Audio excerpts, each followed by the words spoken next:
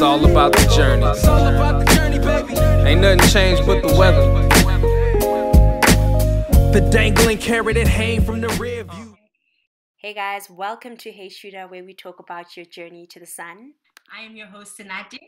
And I'm Liako. I'm Jen. I'm Thato. Hi ladies, how are you? We're good. Well then. As good How as are you? I'm fine. I'm alive, as good as can be. Yeah, girl. The sun is out today, so in my book, that's like another good thing about the day, you know? Exactly. Like we're not all cooped up in like jackets and yeah. It's quite warm today. My apartment is just very cold, so that's why I'm also just here wearing this heavy jacket. All swagged up. But it's all good. Yeah, I'm just, drip or drown. Now, is there anything that you guys, are there any hidden talents that you found out now during like this Corona time? Hidden talents? You're like, I didn't know. Like for me, okay, I'll go first. For me, I used to suck at running. I used to, I'd almost puke when I was running. I was so bad. I don't even know how I made it onto the hockey first team. I was horrible. But now I'm like out here, 10Ks, Macazette, you know what I mean? So for me, that's one thing that I was like, oh, okay, I can actually do this.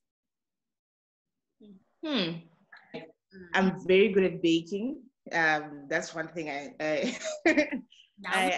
realized that actually I actually need to monetize the skill, really.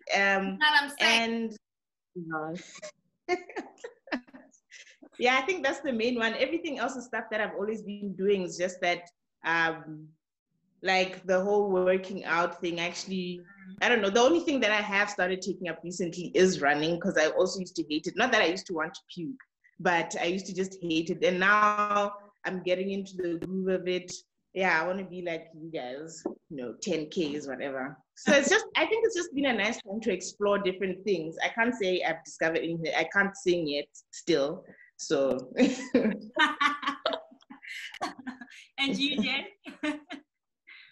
I think it's been a lot of like self-exploration. You have nowhere to go except deep. You go inside because outside is not a thing, right? Outside so yeah, it's closed. So where else do you go but inward? So I think I've not so much talents, but I think I'm enjoying the way I've learned more about myself. Some of the stuff has been ugly, obviously.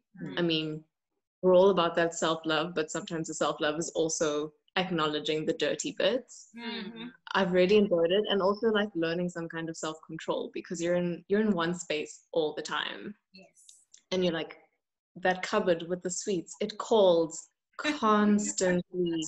And I'm like, but this is not okay. At work, I'm not this person, and it's like, how do I keep myself in check? How do I keep myself constantly accountable to myself? And I think I'm proud of myself because I've learned some semblance of self-control. I've just finished 1 month of a 3-month eating plan yesterday. I'm in month 2 today. It was 0 carbs, 0 sugar, 0 dairy, 0 alcohol, 0 everything. And I had my first cup of tea today, and it was like my pupils dilated to triple the size. Yeah. And I felt like I could vibe colors. I was like, this is wild. Self-control. It was amazing. It was amazing because I feel like I just got a bit of like a restart, That's really good. And that was cool. Maybe I should try. Similar to Jen, I think I've been doing a lot of like self what do you call it? Like introspection. Exploration. Self-introspection. And yeah, I'm just guys, a lot of things happen in my day. Like I'm always working. Like even in the night when people are sleeping, my mind is just, so I guess it's quite cool getting to know yourself, but yeah. It sucks because I can't leave my space. Yeah. So it's Yeah. And like you guys keep saying that outside is closed, so now all we have to do is like look inside, and like there's all these conversations. And I feel like in as much as we've been sent to the corner, and we're told, okay, you know what, the world has been wild, you guys need to calm down. I think that's what Corona is telling us. Y'all need to calm down. Hush up. Yeah. So in as much as that's happening, there's also so much noise about things that people have always been talking about, whether it's Black Lives Matter, whether it's sexual violence, you know, all these things that people have been crying about. And only now I feel that more people are like listening because they have nothing else to do but to listen and be like, okay, there's a truth. Exactly. Yeah. So I mean, that's one good thing, that people are actually, you know, like listening. And I was on Twitter the one day, and there were like threads of people being human trafficked, and I was like, how about I thought everyone was indoors. When are people like, come on. I was actually thinking even thieves are like, you know what, let's just sit down, but no, man, people are still out here doing the most. It's quite sad. I mean, yeah, unfortunately the world stopped being wild for like a small population, a small group of people. So everything else is still continuing like there's no COVID. It's absolutely nuts. Yeah. Hey? Yeah. So I wanted us to actually talk about this whole human trafficking thing. Like, okay, you know what it's about, go into it and talk about our experiences, because I feel like we don't have to wait for like a professor so-and-so or the organization what to come and tell us all these things, because we live these things, especially as Black women. We live these things every day. Every single day. And we're always talking about these conversations. So like, why not, you know, put it on tape and record it and, you know, maybe play it for our daughters one day and be like, hey, this is how we used to live. This is what you should look out for. This is what the real world is like, and you should be ready for it. Absolutely. Yeah, sure. So if you want to take it and kind of meld the two together, not a professor of any kind, but to kind of put the socio-academic together, we've got to break it down. You know, human trafficking has been such a problem for centuries. So at some point when international organizations started becoming a regulatory thing for sovereign nations, we put some measures in place to go, okay, let's have a global understanding of what these things are. So for human trafficking, there's a specific definition that like the UN works with, and it's from this organization or this convention called the Protocol to Prevent, Suppress, and Punishing Trafficking in Persons. So this defines the recruitment, transportation, transfer, harboring, receipt of persons by means of threat, use of force, other forms of coercion, abduction, of fraud, deception, abuse of power. So already just in the definition, there are levels, there are layers. We can associate human traffic to so many situations maybe we've experienced personally, or things that we've seen where you're like, I didn't feel okay about seeing that happen. You know, just the idea that there's an intersection between human trafficking and rape, in that there's coercion, force, a lack of consent involved, tells you that this has become entrenched in our societies.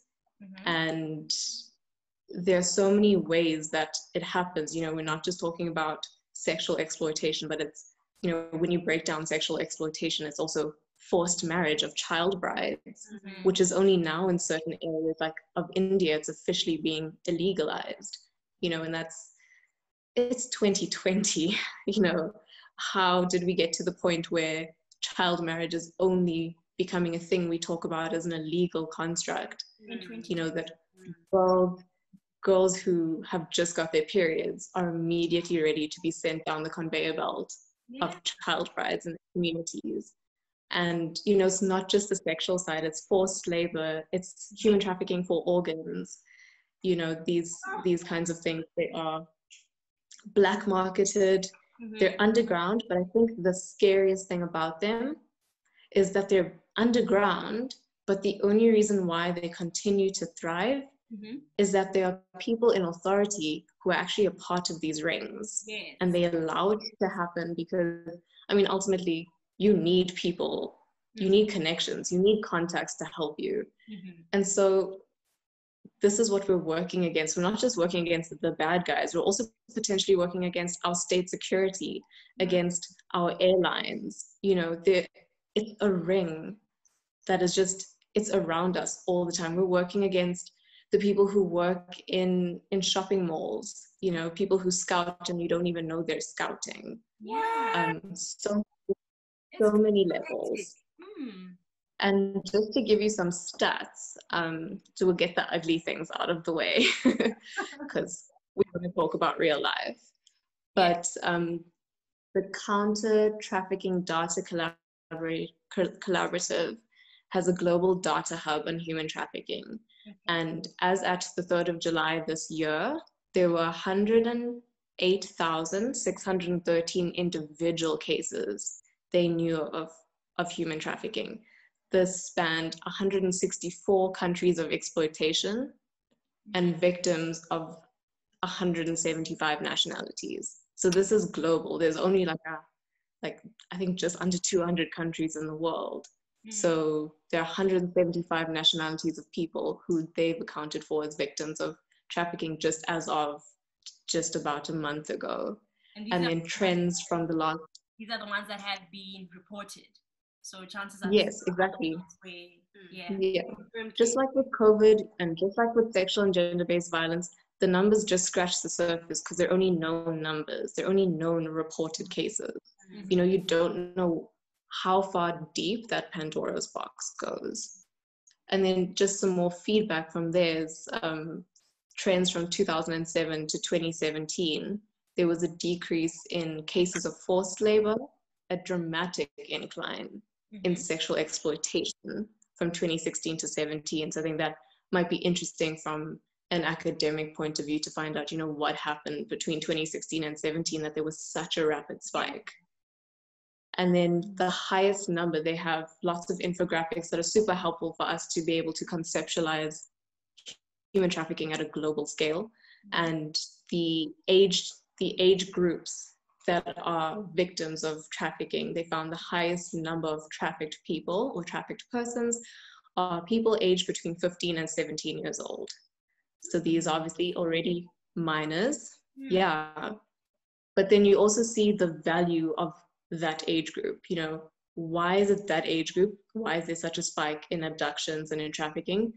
If you're looking at sexual exploitation and child marriages and forced marriages, the younger you are, the better, because there's some longevity across the board with trafficking. The younger you are, the more the longevity works in your favor for the ring.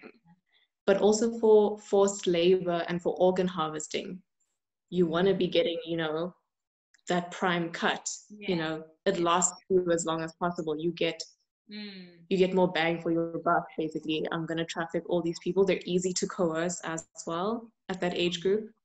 And also really thin. Half the victims, so this is obviously working with the over 108,000 individual cases this database has, that half those victims were under 26 years old. So it's a problem for our young people. Like, it's a really, really big problem, and I'm glad we're talking about it. That is so crazy. So now, like, how do you spot it? How do you make sure that you're not a victim of human trafficking? What can you do on your part to be like, okay?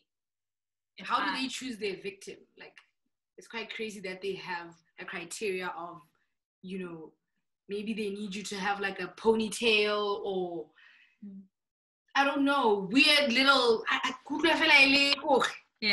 the pits. Yeah, it's quite.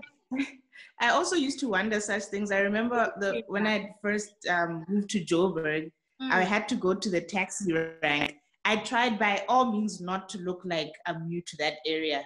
I tried to blend in so that I do not look like I am vulnerable or gullible or whatever to anything. I did not talk to anyone, but, you know, I tried to. You look like you gang. Yeah, but then you can't live like that. You can't live constantly being on edge. But unfortunately, we have to, because there's people doing wild things like Jen has just described. To go buy face products. Then gone, wake up in India, city chile, like, what the hell? It's crazy.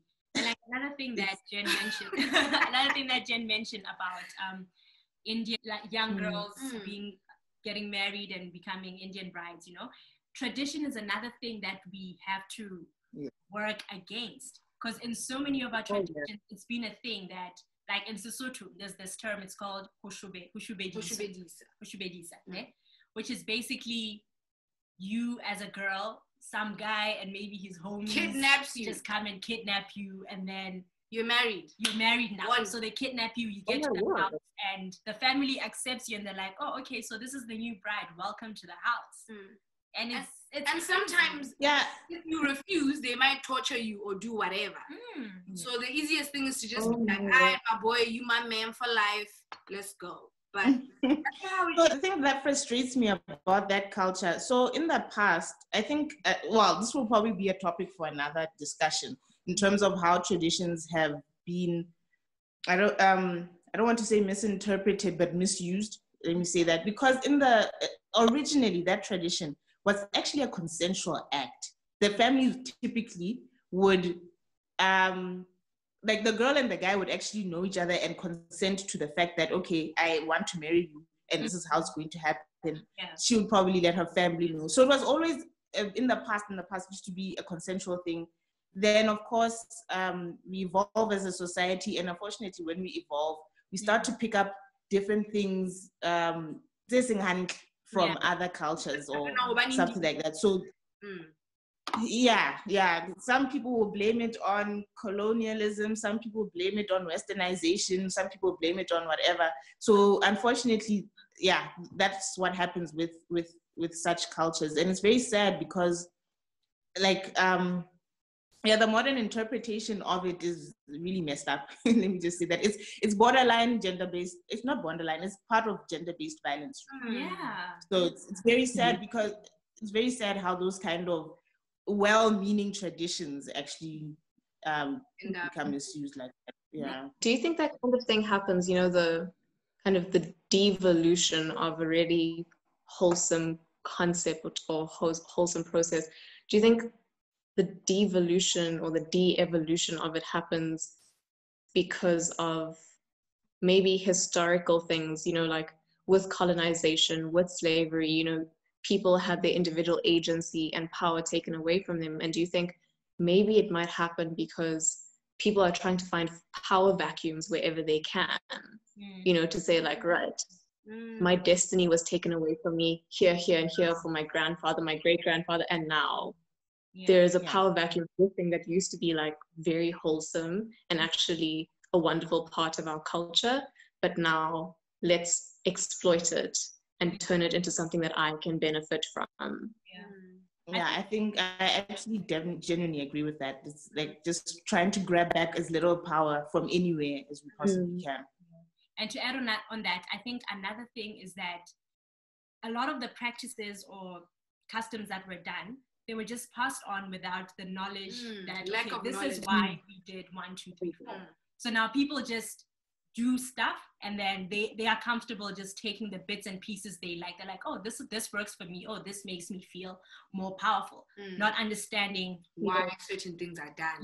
So then it gets to a point where it's as though people are just creating all these things that benefit them and make them feel happy, and don't care about, why the next person's feeling. Or why we even started doing things this way in any case. So, the obedience culture. So true. And now speaking of like just being careful, also I remember I was listening to a podcast by Oprah, and she was talking about listening to our intuition. That as women, we have to listen, as humans actually, we have to listen to our intuition. With animals, when it's about to rain or when they can sense fear, they react. With us, you sense fear and you're like, no. You go straight, right into it. You're like, no, let me not. Like, I feel weird, but you're here. Why? Why? Like that's something that's new to learn, but it's not always black or white. You know what I mean? No, but like, you will get that feeling. Something inside you will say, I am what I said. This one. And you'll be like, oh no, it's this anxiety. Oh, okay, you'll die. It's like when you walk into the house and you're like, that light wasn't on when I left. They're like, no, but maybe the electricity tripped and something happened. But then you find there was actually in your house. So yeah, it's tricky, that thing. All the signs, but you choose to not follow your intuition. That's why things will go south.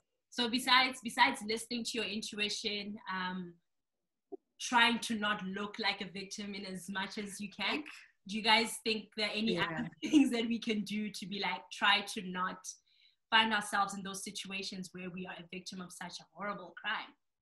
Is there anything that comes to mind? I mean, those? To me, I think I would advise women to start learning how to fend for themselves.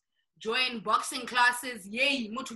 Rather be ready. Yes, be ready, because you can never predict the future. You don't know what's going to happen. I might leave here, going to the shop, maybe next thing some random guy comes through. You know what I'm saying? Yeah. Always be ready and train your mind. I don't know.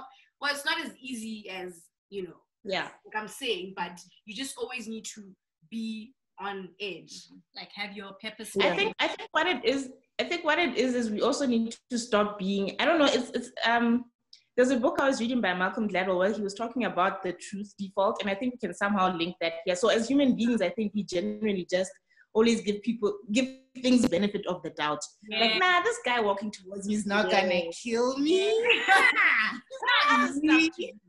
What? We're always thinking the best of things. So I think we should just get out of that default setting of like it's a benefit of the doubt of every situation. Just be alert, just understand, okay, things can go south. If you're going to a place you're not used to going, do your research about the place that you're going. Maybe talk to other people who've been there. Don't conduct yourself this way. Of course, it's not foolproof, but at least we should be aware.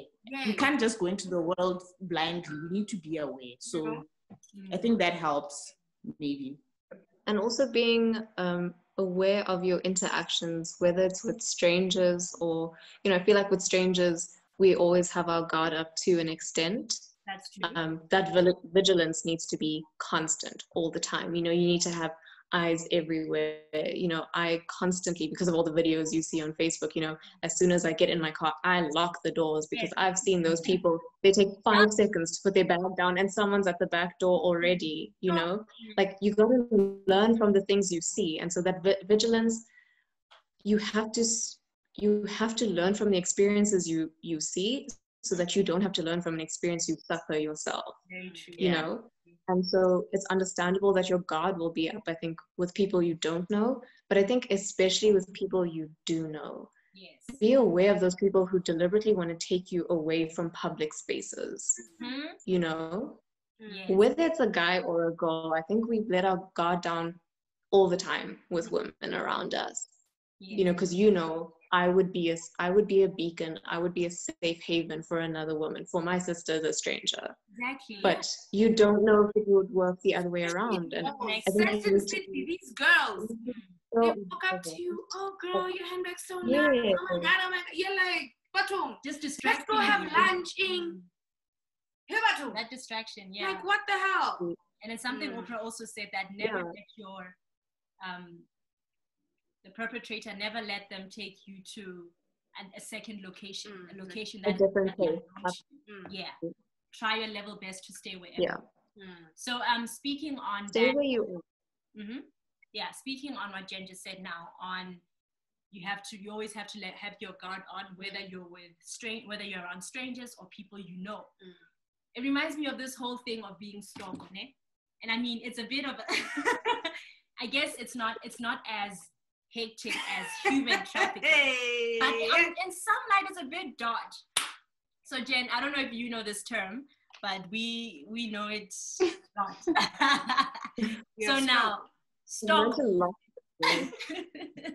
So being stalked is basically like, say guys are having a bride and they're like, hey, there's a lot of guys here, we need some eye candy. So they'll be like, yo, they'll call up someone and be like, yo, bring some stock over here, so we can check out the stock and be like, okay, what do I want, type of thing, And when you actually think about it, you're like, that's quite dodgy, because now, yes, you're saying, okay, people should bring stock or whatever. It's dodgy if you're not gonna tell stock or just stock. One, yes, you're not gonna tell. and 2, you don't have control over what the next person will do. You're probably just thinking, okay, I'm bringing girls, so my party looks dope. But now, and you inviting that person, if anything were to happen to that person, she's going to be like, yo, but your house. Happy invited me to this bride. So whatever happened at Happy's house, it's going to be on Happy. You know what I'm saying? You know?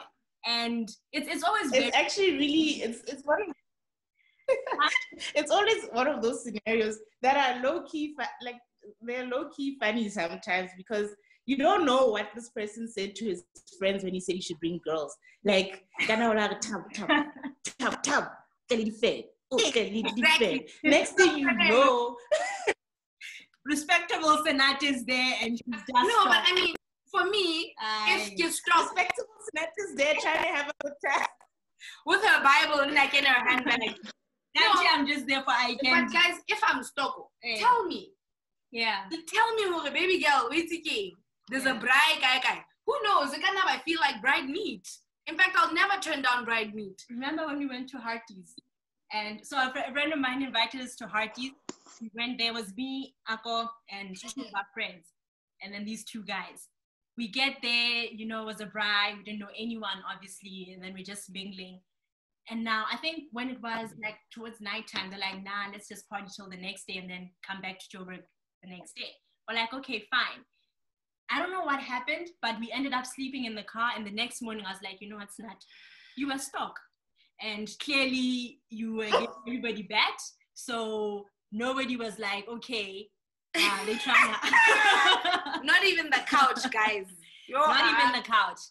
We slept in the car and I was like, you know what? Today I was stuck, it's fine. And it happens. As long as you walk away from that situation unscathed and you're still fine, it's whatever, you charge it for the game. Yeah.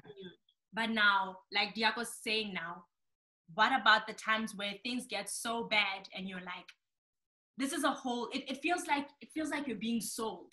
Even. It's like, it's a proper transaction. Yeah, it feels like there's a whole transaction and you had no idea about it. Now you're within this situation and you're like, nah. Y'all don't even know. So I feel like you want to tell us something? Yeah. Guys, I'm going to tell you guys a story about this. I don't know if she's my cousin or... Yeah. Is she my cousin? Yeah. So anyway, I moved to Johannesburg. Wow, guys. Exactly. Now cousins are sometimes you're like, I'm not sure if you're really my cousin, but whatever. Yeah. So anyway, I moved to Johannesburg in 2017 and I was excited. First time living here. You know, you see Johannesburg on social media, on TV, and you're like, oh my God, I want to go to that party. I want to party with Bonang or whoever. Like, I just thought, you know, get rosy and things must pop. Shapo, got to Johannesburg. I didn't have a job at the time. So I was doing commercial modeling at the time. So I used to go to the gym during the day. And like I had like a proper daily routine, okay, from 11 to 12 at the gym. So fine, this cousin of mine, she's like, she's 5 years older than I am. So obviously in my mind, she's like my older sister type of thing. Yeah. So then the one time she's like, no, I'm glad you're here. I want to take you out for lunch just to, you know, show you Johannesburg. I'm like, okay, cool. I'm excited. So Shapo, we go to, I think it was Palazzo Hotel. First of all, I ain't never seen no, you know, buildings that big because Lesotho doesn't have that. So now we're like, hey? Anyway, Shapo, we got to the hotel. Abare, her boyfriend was there or whatever. So Shapo, we got there, the boyfriend's there. So I was with this other girl as well. So it was 3 girls and then her boyfriend, right? Dugo, 2 niggas come through. Okay. I guess. Wait, so now everyone has a person. Yes. It's like, I guess it's a party. Yeah. Shapo, we're chatting, and then that happened. So what my cousin would do is, like, let's say, around Thursday evening, she'd be like, oh no, send me your latest pictures, blah, blah. Like, it was just a weird thing, and I thought, okay, whatever. So she'd put up pictures on WhatsApp, but when a WhatsApp story, she'd put up pictures of all of us. Oh, Snatty, she's so cute, my cousin. Thato, blah, blah, blah. You know? So for me, I thought, I guess. Yeah, we love differently. Yeah, but anyway. So that happened, right? And I'd always get a random call every Sunday at 2 p.m. obviously Sundays, I'm tired, we went out, I'm just in bed. So I'd get a call from a random guy who'd always be like, yeah, Liako, what's going on? You know when someone calls you like they know you, and I'm like, but I ain't never seen this number before. So anyway, this guy would call me, and then I ended up blocking the number. Sharpo, I blocked the number. And then the one Sunday, my cousin calls me around the same time. Hey, how you doing? Blah, blah, blah. I'm like, oh no, I'm cool, I'm in bed, whatever, hanging. Next thing, the guy who always calls me grabs the phone and is like, Liako, blah, blah, blah. So I'm like, this voice sounds very familiar. Who is this? But anyway, I'm like, hey, guys, I'll talk to you guys later.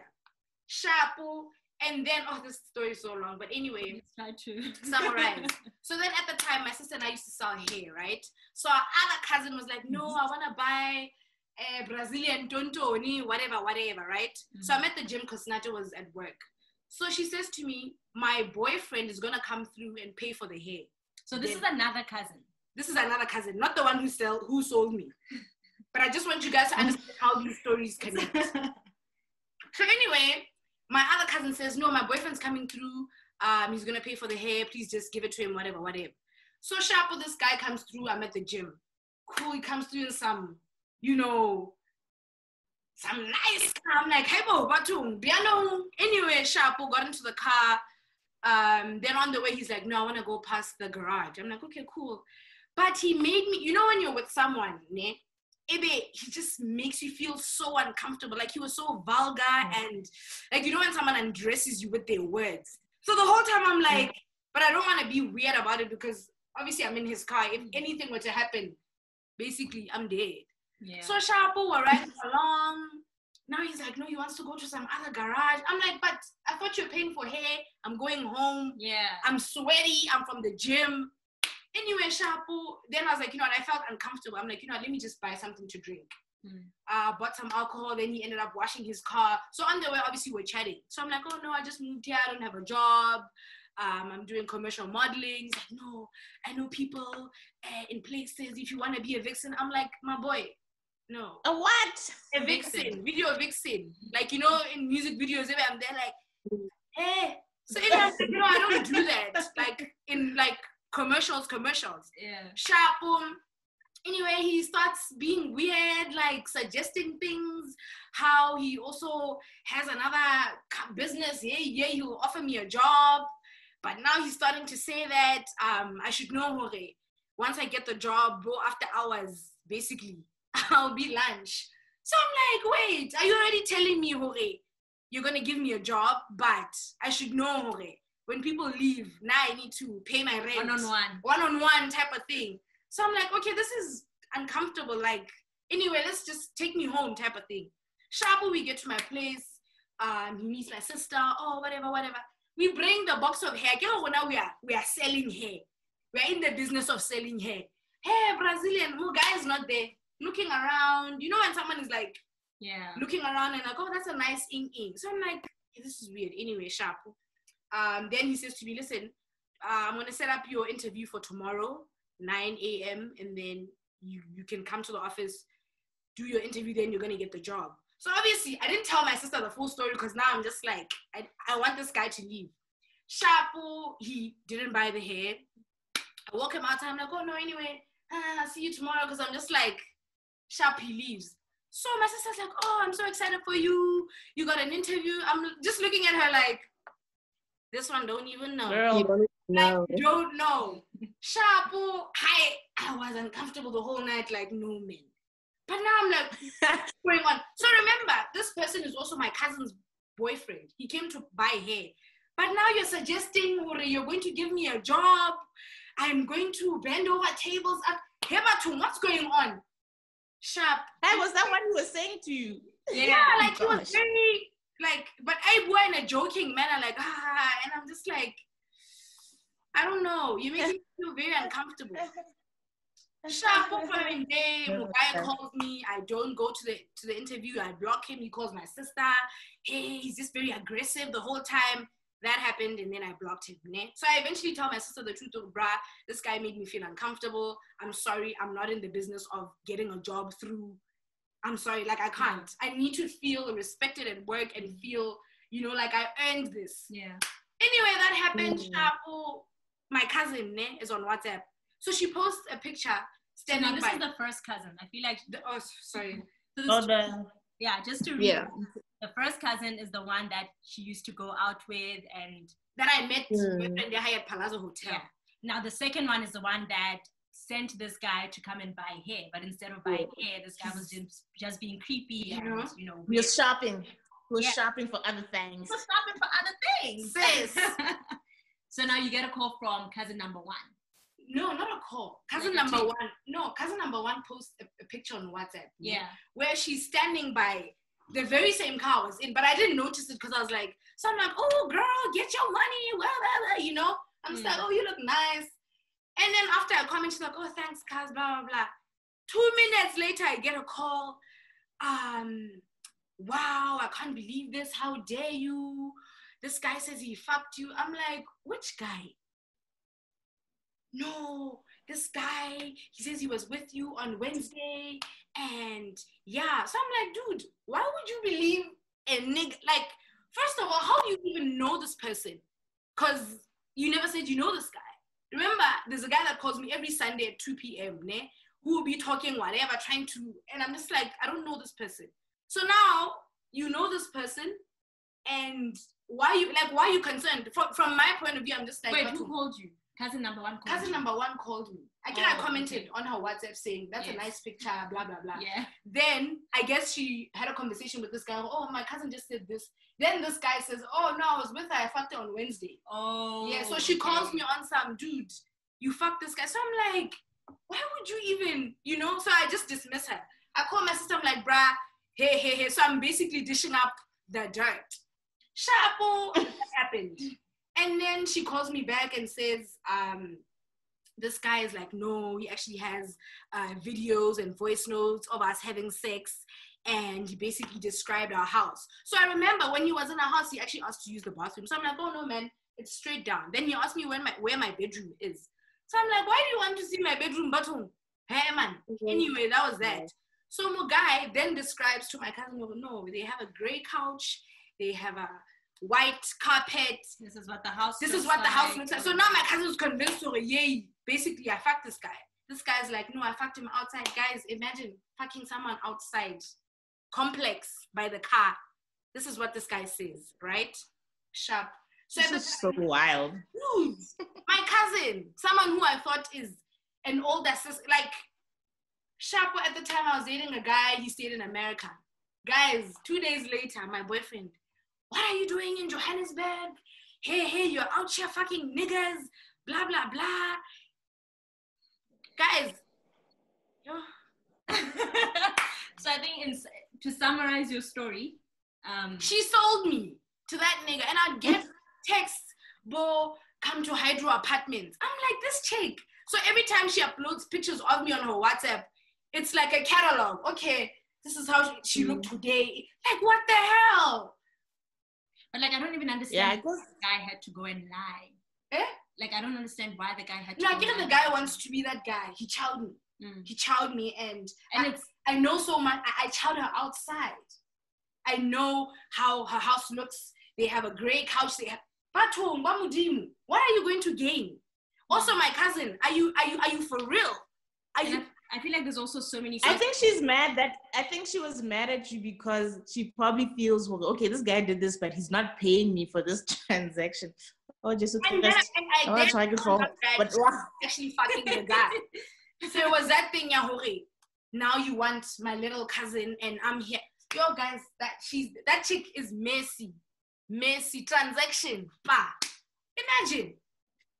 You see, what you're describing is exactly what we were saying earlier, what Janet said about, like, you think it'd be your own, basically. It'd be your own sister, your own cousin who's actually a part of these formal rings. That was something less serious than, like, if you were to be trafficked and wake up. And for him to go around, I have videos, and I kept on saying, send them.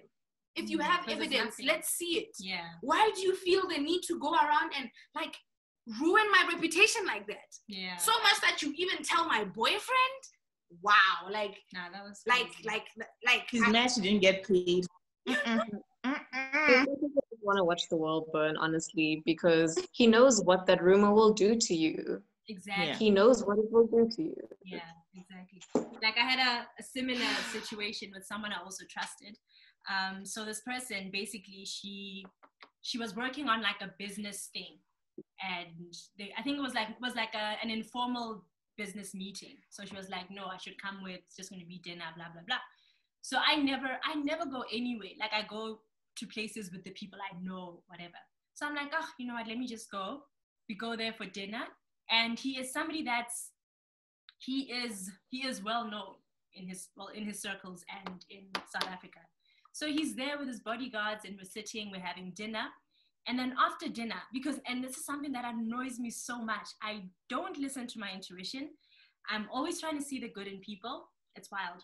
So after dinner, this guy goes up to his hotel room, and now he's like, he says something to his bodyguards. They stay behind, and then this guy's like, no, I should help him carry his bags upstairs.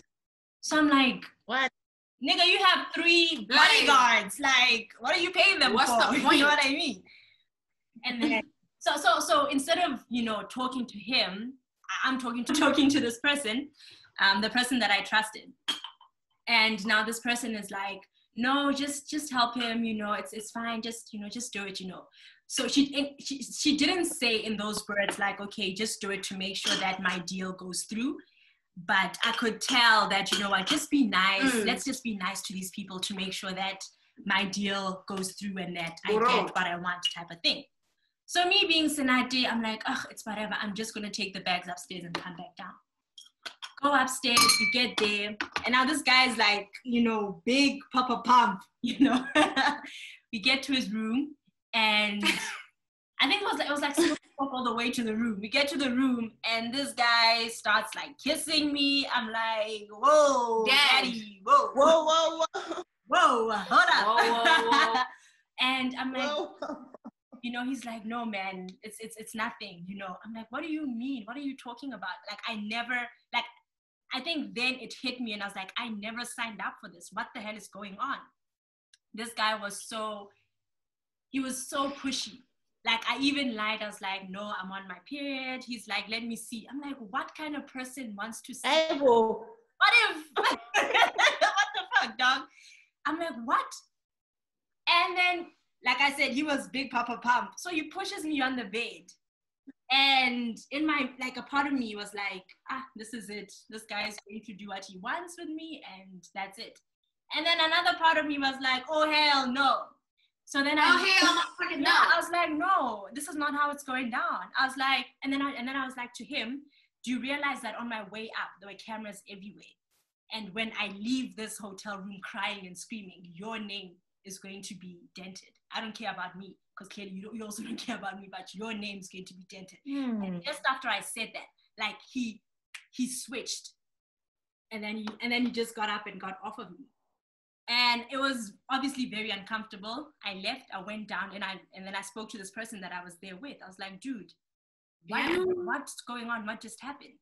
And all the person said was, no, he wouldn't make you do something you don't want to do. And I promise you, this happened two years ago, 2017. Sound like what happened.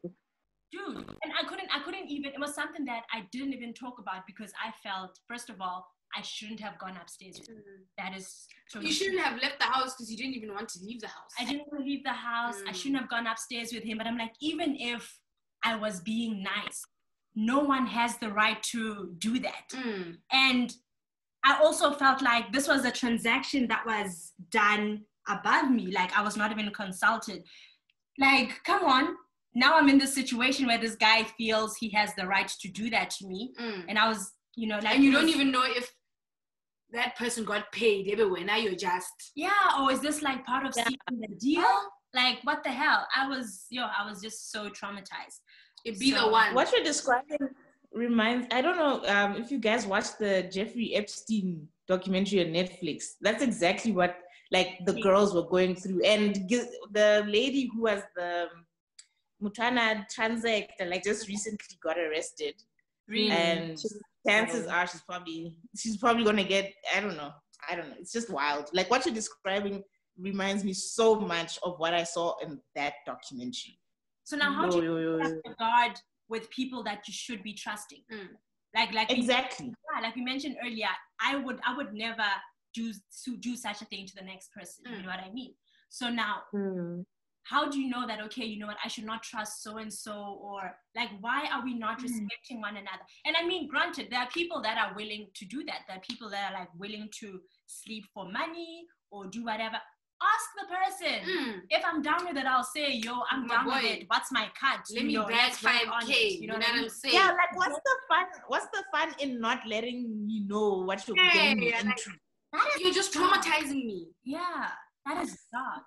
And it reminds me of another story. So this person was very young, and they would go to, and this is something that happened, I think, late last year. So this person got a job with a very famous Santon club.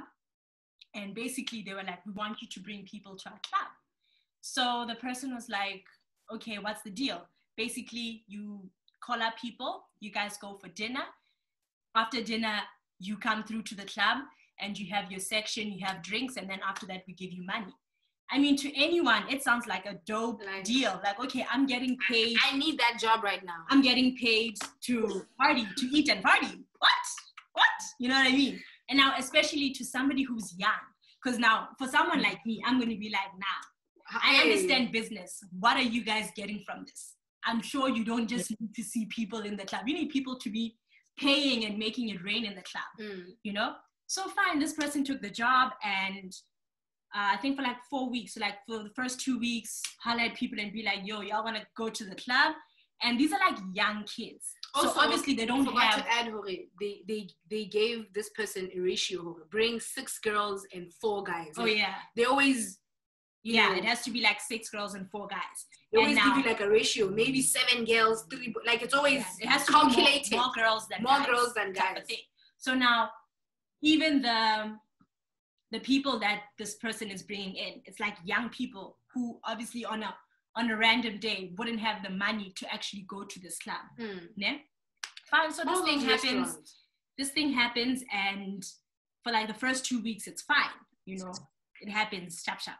On the 3rd week, now this person calls up somebody that they actually know personally from back at home. So this person's not from here, not from Joburg. So they call somebody that they know from back at home. They're like, yo, dude, I know you just moved to Joburg. You know, let's have a good time. It's on me type of thing, you know? So the person's like, okay, the girl is like, okay, fine, I'm going to come through. They go for the dinner happens. After the dinner, they go to the club.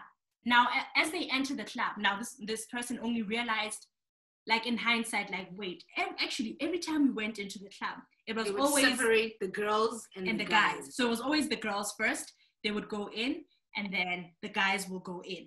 So now after the dinner thing. So now when the guys go in, they just go chill by that table. And now they assume that the girls probably chilling by themselves or they found friends they know, yada, yada.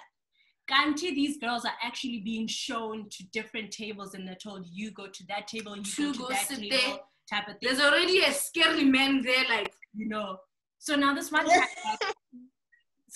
that this person invited the person that he knows, like this girl from back at home. He's, you know, when they get to the club, starts chatting and like, yo, dude, where are you at? This person's not answering. He walks outside. This girl's on her phone talking to the sister, and she's very, very angry. He's like, yo, what's up? Where are you? The girl's like, what do you mean? These people told me to go sit with some other random guy and go entertain him, basically. The guy's like, no, but I invited you. What's going on? Type of thing. And it's like, nah, you're not going to be sitting with random people. You're going to come sit with us. And then they spend the whole night together. So that was like the first red flag for him to be like, no, that's weird. Why would they be so adamant that this person should go entertain other guys? And they didn't get paid that night because they didn't bring enough. They didn't bring enough girls. So they didn't get paid. I think that was the next night. That was the 4th night. Right. But like, yeah, so basically that's what was going on. Yeah, because the 3rd night, this was this girl, and he was like, okay, that's a bit dodgy. The 4th night, that's when they did not get paid because they didn't bring enough girls to the club. And then that's when you realize, you know what, this is actually all a scam to bring young girls into the club. So now they're making it seem like, okay, we're going for dinner, we're going for dinner, and then you guys are going to the club, and then these pimps that brought these kids to the club, they get paid their money, and that's it. And I was like, this is so disturbing, because now they are recruiting young pimps, young boys and girls, into becoming pimps. Because even in the club hierarchy, there's like different levels, and I was just so shocked, because when I go to the club, I've never seen it that bad. I just go with my friends, and it's always relatively safe. But you will wonder, how the hell did this young girl who looks 5 years old, champagne, the outfit, you're just like, anyway, it's none of my business. You know what I'm saying? I'm not here for that. Yeah. So I just feel like, with anything, like we keep saying, with anything, people should talk. Because I mean, if you're up for being sold or whatever, and you want to get your cut, then fine. That's you doing you. But now I just have a problem with being tricked into this whole scheme, and now because things could end really bad. It could go 0 to 100. Now it's like on to like human trafficking vibes, and where now you were just seeing me as stock, or until your stalker is now being harvested for like organs and shit. You know what I mean? It'd be the ones. Yeah. It'd really be the ones. It'd really be the ones. Like, nah, it's crazy. But yeah, that's. I think the worst thing about the situation is like the person you knew, obviously they could highlight the toxicity in their job, because that's also like the first thing with trafficking. Like, if it's too good to be true, it's probably too good to be true. There are pitfalls, and the better it sounds, the chances are proportionately the shit is that much worse. The consequences for you. But I think with the person in this situation, they trusted their intuition. And it's also like, in writing my master's and doing all the studying and things and teaching kids about gender-based violence, the thing that, like Oprah's podcast, I'm a huge advocate for trusting your intuition, because your body is working with vibrations, chemical reactions, energies that seem stupid, but you would not be feeling on edge if your body didn't sense something that you needed to feel on edge about. And like, the worst thing is that when they frame it in the context of like paid employment, how many people have the choice to turn that up? Exactly.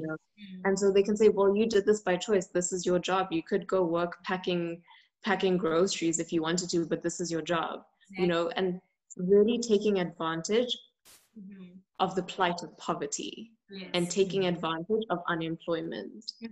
And that's why, like, we need to like dig deeper on why this happens, because people who do it, sometimes they do it, like you say, they do it unknowingly. They're being groomed without even knowing they're being groomed, because they just were doing it for a paycheck. There's black tax, there's now COVID. Like, how are you going to turn down a job? That is so true, eh? Yeah. And unfortunately, it takes you listening to your intuition, but to see that there's something like really, really wrong with what's going on. But if you're desperate, like, you're ignoring everything except the warning bells of groceries, bills, family, school fees, life. That is so true. And it's not their fault. It's not their fault. I don't know if you guys know about the activist from the UK, Jamila Jamil. Yeah. I don't know if you know that. Yes. Heard about So she, I love this phrase that she has. She calls it double agents of the patriarchy, right? And that is, I think, the thing we need to be most careful of. And, we're talking about this, but we can't actually just, like, as women, the four of us, you can't solve this problem. We can talk about solutions, but you can only do what you can do. Some of it is just far beyond our reach. But I think where the double agents of patriarchy idea comes in, shows us an element of where we can be part of the solution, that we are so disconnected, and we need to, for the sake of our sisterhood, reconnect ourselves, because the idea of the double agents of the patriarchy is the idea that there are women who perpetrate toxic masculinity and the pitfalls of patriarchy for whatever reason, whether it's because they've grown up like with this being part of like the core tenets of their beliefs and their tradition and their community, that things are patriarchal, so I am an advocate for this, and this is where I live my life. Or it's because it's their own protection mechanism. Like, I need to protect myself from dangers of patriarchy, or I need to protect myself from the dangers of human trafficking or gender-based violence. So therefore, I will put on the mask of patriarchy and be on the inside so that I save myself, but then it's another woman and not me. Yeah. Or, you know, like, but another thing about a power grab and power vacuums, like, there's very little power historically in being a woman, even though we are creators and life forces. There's very little power that comes with being a woman, especially second-class citizens. Yeah. So to take on the guise of, I'm going to be a part of these rings, I save myself, but I also grab on a little bit of power where there is none. You know, whereas the idea is, you shouldn't be going there because that's our problem. Let's bring some here, you know? And like, I think about it, like when we were in high school, when I was in matric, we came from a very small grade. And another thing, like on a quick side digression before I even go into that story, like I find that I've been generally safe from these things, but that's because I'm a homebody and I go out very infrequently and I have a low alcohol tolerance, so I don't drink a lot. But why does the onus need to be on me to keep myself safe? You know, there's this dichotomy that you're either at home and you stay safe, or you are a party girl, and so in some way you asked for what you went through. And I hate that so much. Yeah. I find that whole argument and the idea of boxing women, it's not even a spectrum anymore. It's category A and category B. You know, it's not even a spectrum. It's just 1 and 2. Yeah. And I don't understand how this is an argument, this is a narrative that still exists. It's so exhausted. It's so flawed, because that doesn't even account for the fact that the greatest prevalence of gender-based violence and people going through some kind of pseudo trafficking is intimate partner violence or by someone that you know. So how do I, when that dynamic, do I account for an uncle, a brother, a father, a boyfriend? If I'm at home, how is that still my fault? But in any case, like, that's just something I'm sick and tired of, and I'm working my way to getting that a thing we don't need, like, as a thing we don't even talk about anymore, because it's old, it doesn't apply. But it like, definitely doesn't apply. But like, going back to when we were in high school, I remember our grade went out, and one of the girls was particularly drunk. And she was surrounded by all these guys, and I think because there was a semblance of familiarity potentially with the guys and with knowing the people in the grade, they were like, oh, she be hoeing out because she drank too much, and live your life, girl, you made this for yourself. But it got me thinking, like, with this whole dynamic, we've been taught to mind our own business so much. What about contexts where, you know, it's not like your whole grade in a club, or it's like your whole crew, but it's like strangers. You've just gone with you and your small clique of mates, and you see another girl, like, she's drunk and she's surrounded by all these guys. Your first thought goes, slut shame, instead of, is she okay? Exactly. And that is the way I feel like we combat, because in ourselves, we are double agents of the patriarchy, because we've been taught to slut shame first, instead of asking the question of, is she okay? Because yes, you drank a lot, but so did that guy, but he's not afraid of being raped or trafficked or drugged, you know? I can't be accountable for what you've done, but as me observing what is going on here, I need to see if you're okay, you know? And that happened last year. I think I was driving to the coast with my mom, and we stopped to fill petrol at a garage, and I wasn't comfortable. It happened shortly after. I don't know if you guys remember the story of the woman who escaped human trafficking because she went to the bathroom and wrote a note on a serviette for the air hostess, and it was the air hostess who was super observant, who noticed that there's something with this girl. So that was a story that happened last year, and it got so much coverage. And so from then I was like, it is my job as a woman, because I'm paying attention. I've made it my life's passion to care about gender dynamics, women empowerment in a holistic and wholesome way. I need to also look out for these things. And so we were going to full petrol, and we stopped in the shop, and there was this little girl there. She must have been like 12 or something. She was tiny in frame, and she was being held like on the forearm by this big drunk guy. And I got immediately concerned. And like my whole family knows, like when Jen starts, they're like, okay, it's like feminism, and you know, like they get exhausted.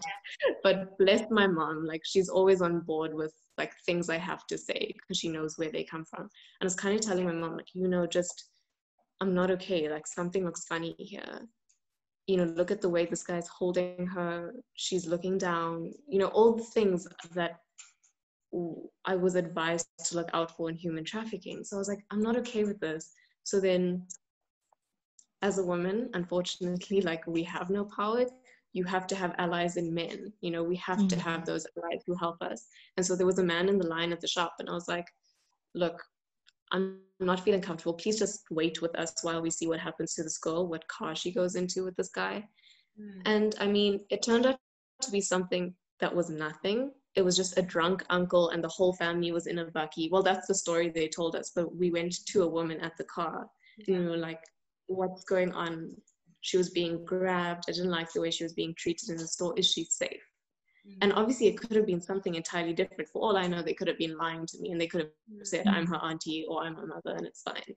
But at the end of the day, like, it made me realize, as long as you're unobservant, there's so much that you're not seeing. As soon as I heard that story, I read it on Facebook about the air hostess who literally saved a girl's life. I was like, we need to be looking how did she save her life? Yeah, like what happened there? So I think the thing was that this girl was seated between two big guys.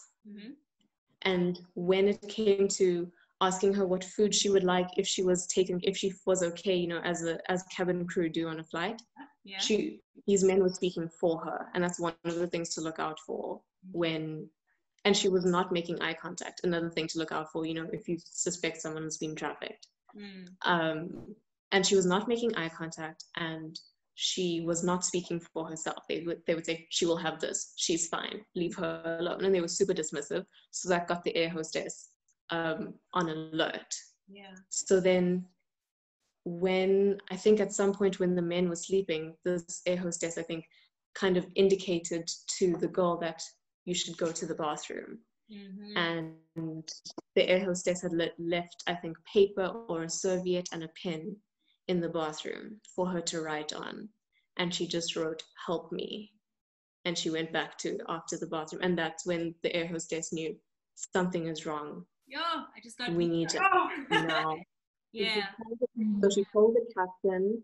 They phoned ahead to the airport they were arriving at. And even though the men tried to strong arm the air hostess, she was like, police are here, they are waiting. This girl has said she's not safe. She's coming with us. And the story went global, and I think it was awareness for all of us to realize we're overlooking a lot. We are overlooking a lot. And we need to, for ourselves, we need to be the voices for other women, for other kids, because the system is letting them down. I mean, there was another story when we were in high school. I went to an all-girls school, and it was a religious all-girls school. So there was like an order of nuns who operated like around the world, and they run a house in Pretoria that specifically looks at rehabilitating women who have been victims of human trafficking. And they have managed to escape, however, and they rehabilitate them there. And one of the women from that house came to talk to us a couple of years ago, or like when I was still in high school, making it sound like I'm young.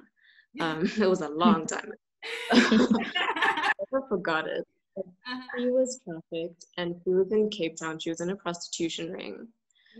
And she managed to escape one day. I don't know if it was like through a high window or something. She managed to escape. She ran down a main road, went straight to the police station. And she said, I've been part of a prostitution ring.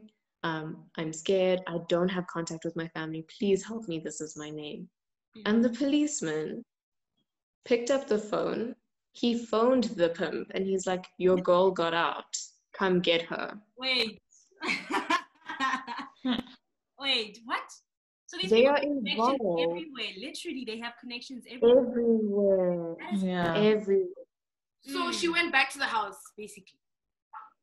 She ended up, the guy went, goodness knows, you know, whatever it is, like the Long Street police station or wherever, whatever the main road was that she was on. Yeah. That police station, they kept her.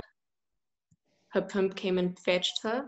And obviously she must have paid the price in some way or form, but only the good Lord knows how she managed to escape again. And then she learned not to go to a police station. And she got out and then she was in rehabilitation, trying to live a normal life again in Pretoria. But dude, it was wild.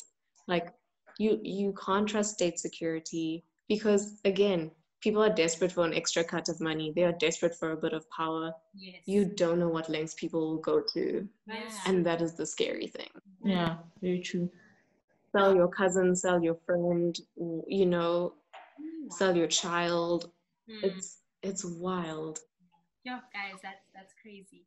Yeah, I think this topic is quite a broad one. Like, we could go on and on and on with stories and links into, like you mentioned earlier on, links into like sexual assault, like rape and everything. Organ harvesting, because that's another big issue. We actually even have this because of witchcraft and whatever. It's wild. Yeah. Hectic. Like, it's crazy. I think we'll need like another whole episode. Yeah, I think we should have a part 2. Yeah, for all of this. Yeah, but thank you so much, ladies. I think for me, one thing I'm taking away from this conversation is to be observant, open my eyes, vigilant, listen to my intuition, and be as ready as I can be. Because unfortunately, the world it's not in our favor. Things are not in our favor.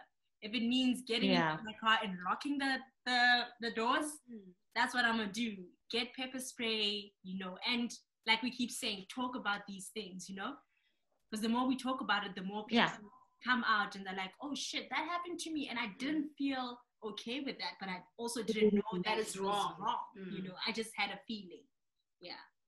So for me, that's and once you know that something is wrong, you're able to tell the next person such that they don't have to go through what you went through. Yeah. So yeah. And people are animals out there, and I think you need to touch into that intuition. It's animal instinct. You need to trust it, because people are dogs, they are predators. If you label criminals like with that language, that animal instinct, you understand why it's there. If you want to run, go run. Don't be like the white girl in the horror movie who walks shower. Why? Don't go through there. Who's there? Killers in the basement. Don't do it. And the worst part, don't want we'll be singing like, girl, I don't sing in the shower because I'm like, nah, I'm trying to die. I'm grabbing my stuff. Listen, I'm even scared of, like, I'm so glad that nowadays, like, showers don't have shower curtains, because you're glass, you can see the person. You're like, yay, what are you? But yeah, thank you so much, ladies. Yeah, I hope you enjoy the rest of your day. This was really fun. Same to you. I learned so much. And Absolutely. Thank you for the invite. Bye. Bye. Enjoy your day.